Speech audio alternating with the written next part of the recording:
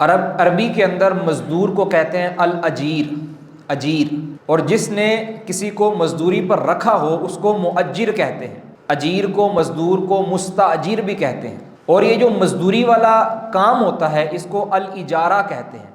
یہ باقاعدہ احادیث کی کتابوں کے اندر، فقہ کی کتابوں کے اندر مکمل ایک باب ہے، مکمل چیپٹر ہے کتاب الاجارہ، اس کے احکام اس میں بیان کیے گئے ہیں۔ یہ جو اجارہ ہوتا ہے، اجارہ کہتے کسے ہیں اور اس کے ارکان کیا ہیں، شروط کیا ہیں، اس کی تفصیل کا یہ موقع نہیں۔ اجارہ کہتے ہیں کہ کسی منفعت کے عوض، کسی فائدے کو حاصل کرنے کے لیے اس کے عوض میں کوئی چیز دینا یا لینا۔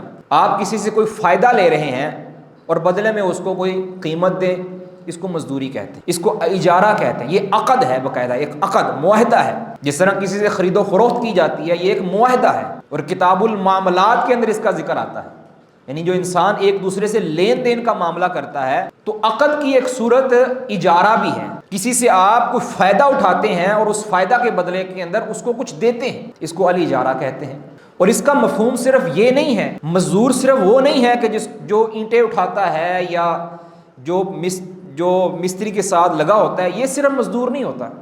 ہمارے ہاں جو چیز مشہور ہو چکی ہے کہ جو بالکل چھوٹا کام کرتا ہو، جو محنت مشقت والا کام، خون پسینے والا کام کرتا ہو، وہ صرف وہی مزدور ہے، حالانکہ یہ نہیں ہے۔ اجارہ کی اصطلاح جو شریعت کے اندر ہے، اس کی روح سے آپ کہہ سکتے ہیں ایک ڈاکٹر جس کے پاس آپ علاج کرنے کے لیے جاتے ہیں وہ بھی مزدور ہے، وہ آپ سے مزدوری لے رہا ہے۔ ایک وکیل کے پاس اپنا کیس لے کر جاتے ہیں، وہ وکالت کرتا ہے، آپ کے کیس کو آگے پیش کرتا ہے، اس پر جو چارج لیتا ہے وہ مزدوری ہے۔ اس اعتبار سے وہ بھی شرعی اصطلاح کے اندر وہ بھی مستاجر ہے، آپ کا وہ مزدور ہے۔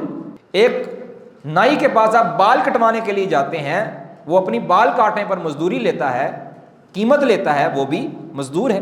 اس اعتبار سے جو بھی آپ کسی سے منفعت اٹھاتے ہیں، فائدہ اٹھاتے ہیں، اور اس کے بدلے میں آپ اس کو کچھ قیمت دیتے ہیں، وہ قیمت کسی بھی چیز کی ہو سکتی ہے، کسی بھی چیز کی ہو سکتی ہے، تو اصل میں یہ الاجارہ ہے۔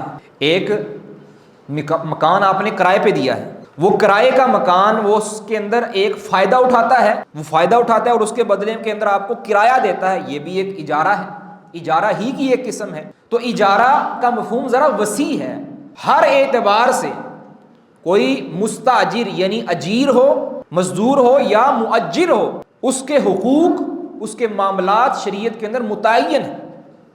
کس چیز پر اجارہ کیا جا سکتا ہے، کس چیز پر اجارہ نہیں کیا جا سکتا، اجارہ کے اندر شروط کیا ہیں، قیود کیا ہیں، ساری تفاصیل موجود ہیں۔